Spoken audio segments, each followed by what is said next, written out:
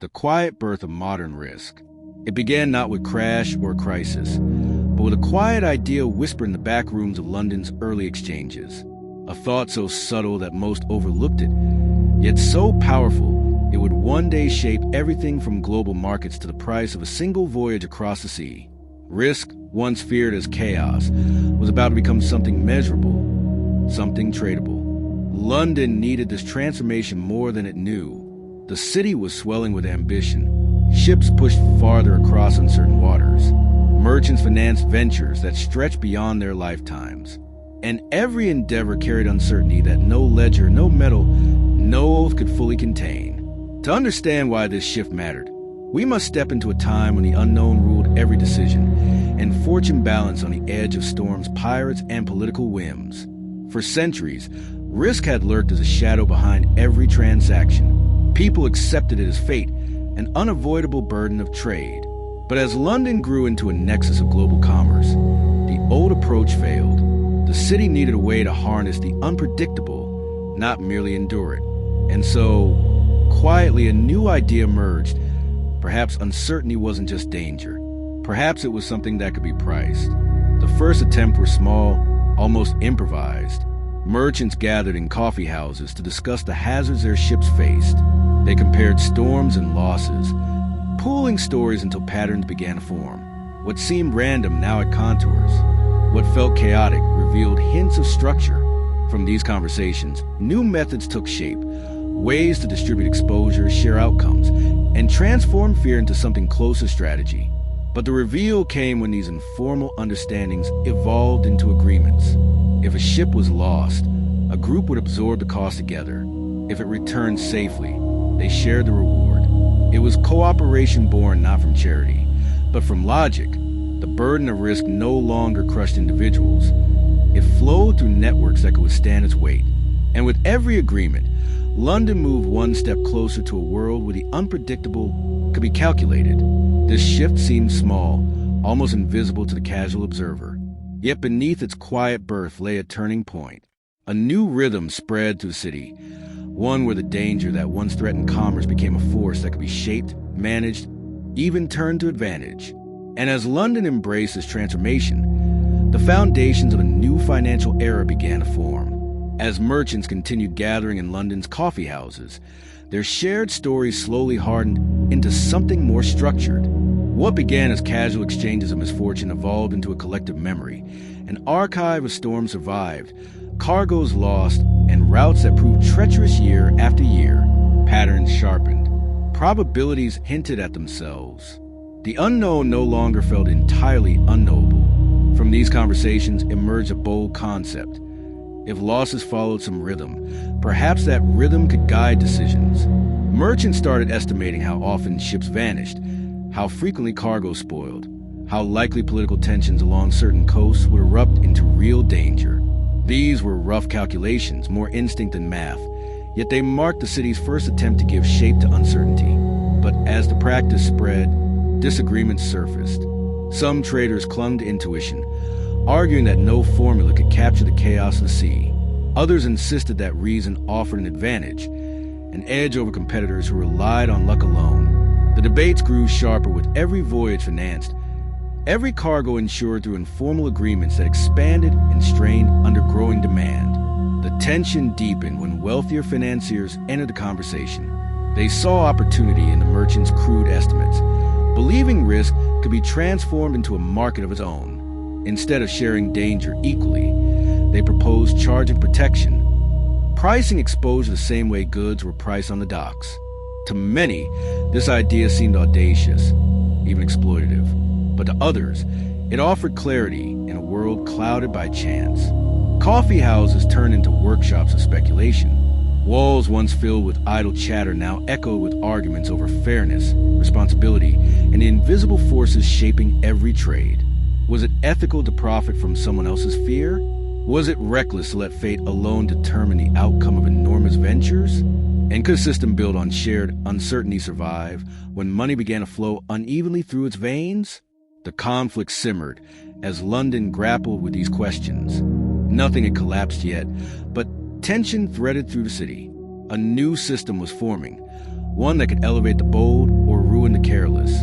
Each agreement signed on worn wooden tables carried both promise and danger, and with every shift in perspective, the line between protection and speculation grew thinner, hinting at a storm London had not yet recognized, but was already drifting toward. The debate over risk spread far beyond the coffee houses. It seeped into counting rooms, wharves, and the boardrooms of rising financial houses. London felt itself drifting into unfamiliar waters where uncertainty was no longer a passive threat, but an active force shaping profit, power, and ambition. And with every new agreement, every attempt to price the unpredictable, the city edged closer to conflict. The first fractures appeared between merchants and an emerging class of financiers who saw risk as a commodity rather than a burden. Merchants believed they had earned their knowledge through hardship, lost ships, ruined cargo, hard lessons written in salt and storm. Financiers, by contrast, studied patterns from afar, turning misfortune into opportunity. Their calculations felt cold, even predatory, to those who had faced danger firsthand. This tension came to life whenever a ship prepared to depart. Merchants, eager to secure protection, found themselves negotiating with men who had never left the city's cobble lanes. Premiums rose and fell based on rumors, on political whispers, on subtle signals from foreign ports. It felt as though the fate of an entire voyage would be determined not by weather or skill, but by the shifting sentiments of men holding quills instead of ropes. As the rift widened, speculation intensified. Some financiers realized they could profit without owning ships or backing cargo. They could trade risk itself, buying exposure from those who feared it, selling it to those who believed the odds were in their favor. Agreements multiplied, branching out in directions few could follow. Layers of obligation formed above the docks, like invisible scaffolding. A single mishap could send tremors through every level. Then came a string of disasters. Storms wrecked vessels along the western approaches. Conflict flared in distant colonies.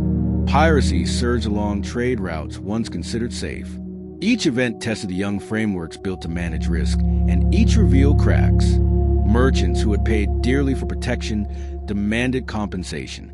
Financiers scrambled to honor promises that suddenly outweighed their reserves. Rumors of insolvency drifted through London like smoke. The pressure intensified as networks of agreements tangled under stress. One failed claim triggered another. A delayed payout threatened to ruin a partnership. Every decision carried consequences far beyond individuals involved. It became clear that the systems designed to tame uncertainty had created new vulnerabilities, complex, hidden, and far more dangerous than anyone expected.